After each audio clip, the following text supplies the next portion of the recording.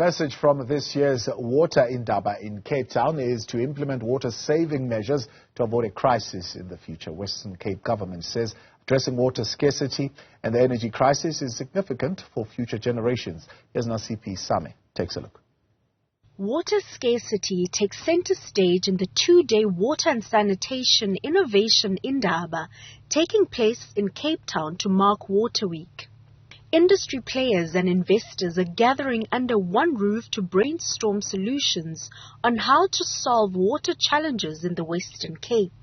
We've got a 15-year water plan in place that if we look globally, climate change is a massive risk in the short term and becomes a bigger risk into the medium term.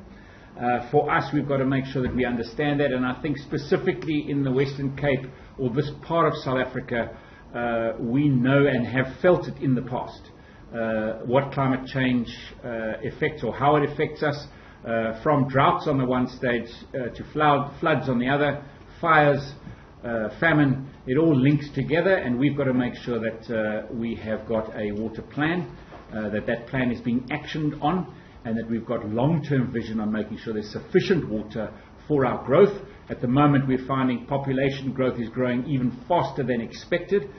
The Western Cape says water demand has grown over the years and that as things stand, the province requires about 25 million litres more than the previous year. We know because of climate change and the risk to the Western Cape, that the Western Cape will become hotter and drier, and therefore the next drought is on its way. It's just a matter of when, and therefore this tool is so important for us to develop now.